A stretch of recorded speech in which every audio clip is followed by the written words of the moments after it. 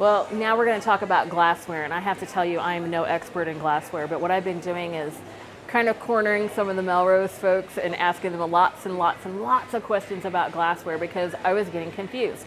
Why is it that some glass that we have is very expensive and other glass is value priced? And so I've gotten a couple of lessons recently, and I'm going to share with you what I learned. Here's a good example. These right here, and you probably heard this in Ken's video, that these are blown glass. Well, you see how the top edge here rolls down, and we're looking at like the actual bubbles that are blown. They're blown by a human being. They're actually making this glass, and you know that it's rolled off the top just by the way the edge is here, and that's not something that I had ever looked at before. And so this glass, because a person made it, it was not made by a machine or a mold, is going to be a little bit higher tier quality glass.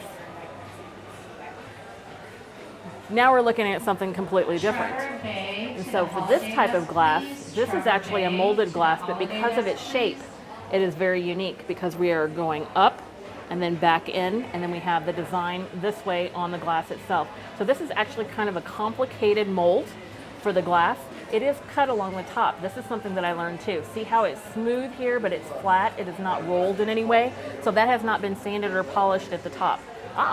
That's not something that I've been doing when I've been looking at glass. I have never been looking at how it is finished at the top part to know if there's that extra step added to the glass or not. Now this one also, this is a very unique piece of glass. This is a high quality piece of glass because this is colored glass. This is not glass that has been colored. And that was something that was very confusing to me. But can you see how there's a nice deep saturation of that blue or green? And the difference is when glass is made, it either starts off as a piece of colored glass or it starts off clear and then they paint it later.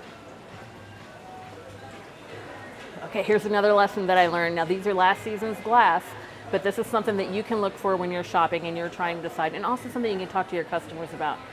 What is the real difference between these glasses? Well, this one I can see a huge saturation of color throughout the glass, and so that of course is an attribute that gives it a little bit higher value. This one has a texture. I really like the texture of this glass. That's an attribute for this glass. But then we can see, you know, both of these are molded, obviously. These aren't blown, either one of them are.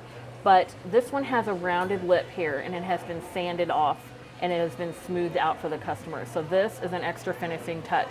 Whereas this one, this is what we would call our value glass. And so if you're a store that's looking for value glass candle holders, you can talk to your sales rep about that. You can say, okay, I'm looking for something in the value range, and it's just gonna be flat on the top. It's gonna be cut, it's not gonna be polished on the edge, it's not gonna be rounded off.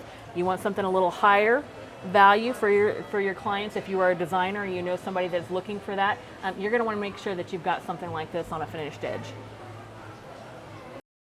Are you confused about glass yet?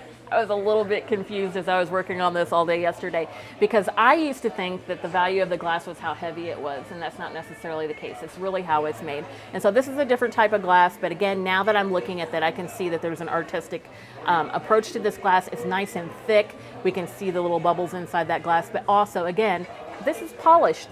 And I can see that now that she pointed that out to me, that this is a polished piece of glass. That's why we have the shine on the outside of this glass, and that the edges are very nice and smooth on this piece. So I'm not really sure if I'm a glass expert. I think I've got a lot more to learn. I've got a few more Melrose folks to bother with my questions, but at least I've got a good start and a good foundation to know a little bit more about the glassware moving forward.